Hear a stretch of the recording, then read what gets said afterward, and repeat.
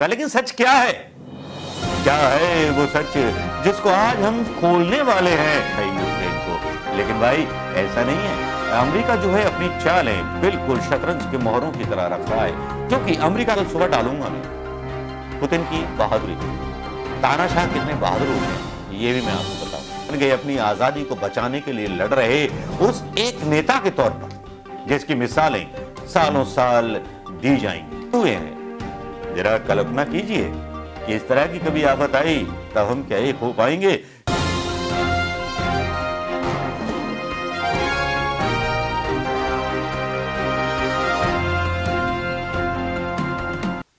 भाइयों बहनों नमस्कार, जय हिंद, सलाम वालेकुम, अकाल सत श्री अकाल। जी हाँ दोस्तों, यूं तो आज हमारा मीडिया बता रहा है बहुत सारी बातें इस बार के बारे में, यूक्रेन के बारे में, रूस के बारे में, लेकिन लगता है कि ये बिका हुआ मीडिया है जिसने कोई एनालिसिस करना नहीं सीखा। टोपी वाले लोग कुछ आ जाते हैं जनता को भरमाने के लिए, ये दिखाने के लिए कि रूस वॉर में आगे चल रहा है। जाहिर बात है ये लोकतंत्र के हितैषी तो नहीं हो सकते, चाहे वो गोदी मीडिया हो या हमारी सरकार हो। भाई कभी किसी जमाने में सोवियत संघ के साथ हमारे संबंध होते थे, लेकिन वो संबंध 1991 के बाद डिसकंटिन्यू हो गए, जब संयुक्त राष्ट्र जो संघ था, मतलब सोवियत संघ था, संयुक्त जो था, जब टूटा नहीं था, बंटवारा नहीं हुआ था, तब इस रूस के साथ हमारी दोस्ती थी। नेहरू जी का जमाना था, इंदिरा जी का जमाना था, एक पत्रिका भी इनके यहां से आती थी, लेकिन सच्ची खबरें ये बताते नहीं हैं। अब सच्ची खबरों का एनालिसिस भी नहीं बताते, बार बार एक ही खबरें दिखा रहे हैं 7 दिन से कि यूक्रेन की राजधानी पर चढ़ी हुई है सेना, लेकिन भैया वो आगे क्यों नहीं बढ़ रही? फिर सैटेलाइट टीवी के जरिए कुछ दावा करते हैं कि यहां पर जमा पड़ा है 65 किलोमीटर लंबा, लेकिन वो क्षतिग्रस्त गाड़ियों का जलवा होता है, मतलब जमा पड़ा होता है, जिसके बारे में गोदी मीडिया को बोलने की मनाही है। ये तो आप देख रहे होंगे, जो मोदी मीडिया देश के बारे में सच नहीं दिखा सकता, वो आपको वार के बारे में क्या बताएगा? लेकिन सच क्या है? क्या है वो सच जिसको आज हम खोलने वाले हैं? जी सच वो खोलने वाले हैं। मियाँ जी चले थे छब्बे जी बन गए, छब्बे जी बनने और दुबे जी बन के लौट आए। कहावत है ना हमारे उत्तर प्रदेश में। बस यही कुछ जो है अब पुतिन के साथ हो गया है। वैसे तो पुतिन के बारे में रिपोर्ट एक कल डालेंगे, किस तरह का डरपोक आदमी है और किस तरह का रूस जो इस टाइम पर डरपोक लग रहा है, जो बार बार कह रहा है परमाणु युद्ध के हमले की धमकी दे रहा है, बार बार दे रहा है, और बार बार जो है फंस रहा है किसी ना किसी तरीके से। लेकिन असलियत यह है कि आर्थिक प्रतिबंध लग जाने के बाद रूबल की कीमत कम हो गई। 50 लाख मिलियन डॉलर्स जो थे सेंट्रल बैंक में फंस गए। रूस के माथे पर लकीरें हैं, मतलब पुतिन के, और पुतिन जो है परेशान है। यहां मीडिया बगला रहा है, गबला रहा है ये कहकर के कि भाई जो है अमेरिका जो है चढ़ा रहा है यूक्रेन को, भाई सपोर्ट कर रहा है यूक्रेन को। लेकिन भाई ऐसा नहीं है। अमेरिका जो है अपनी चालें बिल्कुल शतरंज के मोहरों की तरह रख रहा है, क्योंकि अमेरिका के जो बाइडेन जानते हैं कि सैनिकों का विदेश में मरना आम अमेरिकियों को पसंद नहीं है, इसीलिए उन्होंने इस बार को थोड़ा सा अलग से मोड़ा है। पैसे की सहायता भी दी है और कुछ लोग भी पहुंचाए। अमेरिकन इंटेलिजेंस जो है काम कर रही है यूक्रेन के साथ, और रूस जो है तालियां बजाता रह रहा है। लेकिन यहां पर एक तीसरा मोर्चा खोल दिया है। अमेरिकन सरकार के साथ मिलकर के एक ऐसे विपक्षी नेता ने जो पुतिन का विरोध करने रूस की सड़कों पर उतर गया है, जो इस युद्ध के खिलाफ है। यूक्रेन ने जिस तरह से खौफनाक तबाही मचाई, वो वाकई में काबिल तारीफ, और यूक्रेनियन जो जनता है उसको सलाम तो बनता है। आप भी सलाम करें, मैं भी सलाम करता हूं उस जनता के हौसले को, उन यूक्रेनियन राष्ट्रपति जेलेंस्की को, जिन्होंने एक बार में खलनायक बना दिया था बाइडेन को, यह बोल करके कि यार बात मत करो, मैं देश छोड़ के नहीं जाऊंगा। और इसी बात ने दिल जीत लिया पूरी दुनिया का। दिल जीतने के बाद बाइडेन जो थे छा गए, हीरो बन गए इस बार के। हीरो बन गए, लोकतंत्र के हीरो बन गए, अपनी आजादी को बचाने के लिए लड़ रहे उस एक नेता के तौर पर जिसकी मिसालें सालों साल दी जाएंगी। एक तरफ डरपोक पुतिन हैं जो अपने परिवार को बंकर में भेज देते हैं परमाणु युद्ध की धमकी देने के बाद कि साहब परमाणु युद्ध का जिस बंकर पे असर नहीं होता, आप साइबेरिया चले जाइए। लेकिन जेलेंस्की खुलेआम सीना खोल करके रहते हैं। आर्थिक प्रतिबंध लगने के बाद रूस की हालत जो है ऐसी हो गई है कि कांटों तो खून नहीं है, मुंह लटका हुआ है पुतिन का, और उधर से विपक्षी नेता भी भड़क गए हैं। अब लगता है कि तख्ता पलट हो जाएगा कभी भी रूस के अंदर पुतिन का।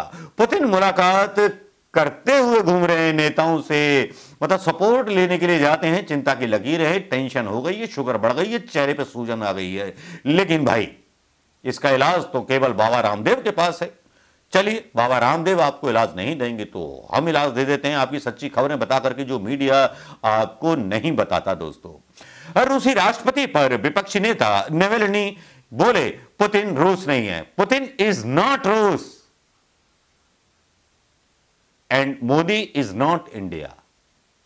यहां समझ लीजिए, बात यही है, जब देश की बात आती है तो हर आदमी की जो है रगों में खून दौड़ने लगता है कि ये आदमी बर्बादी की तरफ ले जा रहा है।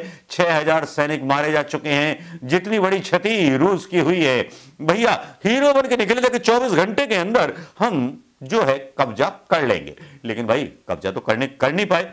अब यहां यूक्रेन को लेकर के रूसी राष्ट्रपति व्लादिमीर पुतिन द्वारा उठाए गए कदम से जेल में बंद रूसी विपक्षी नेता एलेक्सी नावल्नी भड़क गए हैं। उन्होंने पुतिन पर निशाना साधा है।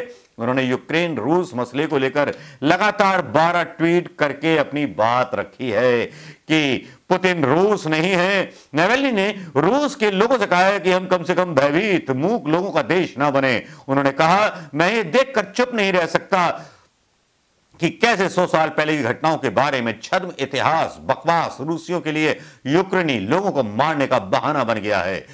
भाई ये तो बहुत ही गहरी बात कह दी सीधे सीधे। और फिर एक दूसरी रिपोर्ट आती है एबीपी लाइव के द्वारा, रूस में यूक्रेन के खिलाफ जंग विरोध में विपक्षी नेता ने लोगों से की अपील कि एकजुट हो जाइए और प्रदर्शन कीजिए। बता दें कि रूस और यूक्रेन के बीच जो है जंग का आज 7वां दिन है। जी हां, रूस ने 24 फरवरी को यूक्रेन पर हमला करके युद्ध का ऐलान किया था। यूक्रेन पर तेज होते हमले के साथ ही रूस का तेजी से विरोध भी हो रहा है। यूक्रेन के मेरिटोपोल में भारी संख्या में यूक्रेनियन रूसी काफिले के सामने खड़े हो जाते हैं अपने झंडे लेकर। ये देश प्रेम की एक भावना देखिए, क्या हम हिंदुस्तानी ऐसे हैं या हम भी बटे हुए हैं? जरा कल्पना कीजिए कि इस तरह की कभी आफत आई तब हम क्या एक हो पाएंगे? यहां तो लोग जो हैं, अगर बीजेपी को वोट ना दिया तो गद्दार कहे जाओगे, राष्ट्रद्रोही कहे जाओगे, मतलब देश के लोगों को ही धमकाया जाता है। तो ताजा खबर, अब खबर बहुत है, जापान की राजधानी टोक्यो ने भी यूक्रेन पर हमले को लेकर रूस के खिलाफ विद्रोह हो रहा है, बहुत सी राजधानियों में हो रहा है, और यूक्रेन जो है नाटो देशों का भी हीरो बन चुका है। एक तरफ जहां यह खबर आती है तख्ता पलट जैसी हालात दिखाई देते हैं, वहीं दूसरी तरफ रूस के विदेश मंत्री का बयान आता है। वैसे कंगाल हो चुका है रूस के विदेश मंत्री का बयान आता है कि हम परमाणु युद्ध कर देंगे और नाटो के खिलाफ एक्शन लेंगे। भैया लिया क्यों नहीं अब तक? आप यूक्रेन का कुछ उखाड़ नहीं पा रहे, आप वहां का कुछ उखाड़ोगे। लेकिन यहां बहुत सारी बातें देश के अंदर भी चलने लगती हैं, देश में बातें चलने लगती हैं। सुब्रमण्यम स्वामी देश के प्रधानमंत्री को कायर बोल देते हैं, बोलते हैं रूस के पुतिन को सपोर्ट देना यह कायरता है, क्योंकि रूस के पुतिन ने ब्रिक्स समझौता जो पिछले साल हुआ था उसको तोड़ा है। तब सुब्रमण्यम स्वामी जो भारतीय जनता पार्टी के ही नेता हैं, वो मोदी की आलोचना करते हैं। तब इससे भी आगे बढ़ करके अर्णब गोस्वामी की भी बेइज्जती हो जाती है।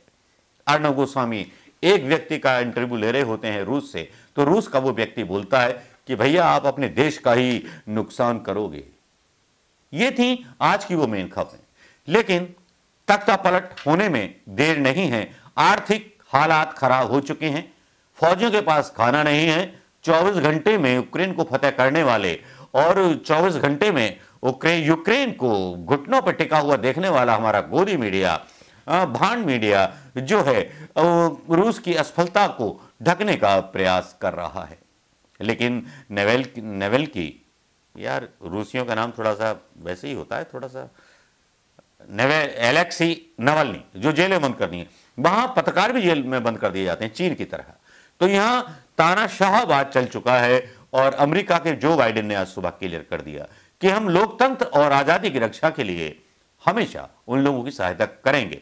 और नाटो देश की सेना ताइवान की तरफ रवाना हो गई है चीन को जवाब देने के लिए। जी हां दोस्तों, खबरों का अंदाज, खबरों का पता थोड़ा थोड़ा मैंने आपको बता दिया कि किस तरह से तख्ता पलटेगा और तख्ता पलटने की शुरुआत हो चुकी है। जो एनालिसिस आपको ना बताया गया होगा वो मैंने बता दिया। मन था कि छात्रों पर वीडियो डालूं, सरकार की नाकामयाबियों पर वीडियो डालूं, लेकिन हुआ क्या कि सरकार की नाकामयाबियों पर वीडियो डालते हैं तो यूट्यूब वाले जो हैं उस पर येलो टिक मार देते हैं। और यदि राहुल गांधी की भी बात कर दें या प्रियंका गांधी की बात करते तो कांग्रेस वाले उस वीडियो को कहीं शेयर नहीं करते। तो मैंने सोचा कि अब न्यूज का वाबस्ता हो जाए। बहुत जल्दी एक दिन छोड़ करके इसी टाइम आपके बीच में लाइव आया करूंगा दोस्तों। आप अपने सवाल तैयार रखिएगा क्योंकि ये सिलसिला बहुत जल्दी शुरू होगा। दिन में भी लाइव आ सकता हूं, कभी भी लाइव आ सकता हूं, तो अपने सवालों को सिलसिला तैयार रखिएगा क्योंकि अब मैं अधिकतर आने वाले दिनों में लाइव आऊंगा। हो सकता है कि 13 मार्च के बाद मैं लाइव आना शुरू हो जाऊंगा। तो इस पर अपने कमेंट दीजिएगा और इस खबर पर अमीन सयानी की आवाज में डाली गई इस खबर पर, क्योंकि बड़े बड़े हॉर्न लगा करके जिस तरह की न्यूज आती है ना, मैं आपको टेंशन नहीं देना चाहता क्योंकि टीवी को देख करके टेंशन होती है। एक सायरन बजता है, उस सायरन को देख करके ना डर लगता, पता नहीं कौन सी खबर पुरानी डालते हैं। मीडिया के पास ना कोई एनालिस्ट हैं ना अच्छे विश्लेषक हैं जो रूस और यूक्रेन की जंग को अच्छी तरह से एक्सप्लेन कर सके। लेकिन मैंने कोशिश की है इस जंग को एक्सप्लेन करने की। इस जंग में रूस हार चुका है, असली बात तो यह है। हालात बुरे हो चुके हैं, आर्थिक हालात बुरे हो चुके हैं रूस के, और पुतिन के माथे पर टेंशन है। एक वीडियो कल सुबह डालूंगा मैं पुतिन की बहादुरी की। तानाशाह कितने बहादुर होते हैं ये भी मैं आपको बताऊंगा, और कितने डरपोक होते हैं ये भी मैं आपको बताऊंगा। तो कल की वीडियो का इंतजार कीजिएगा 10 बजे। नमस्कार, जय हिंद दोस्तों।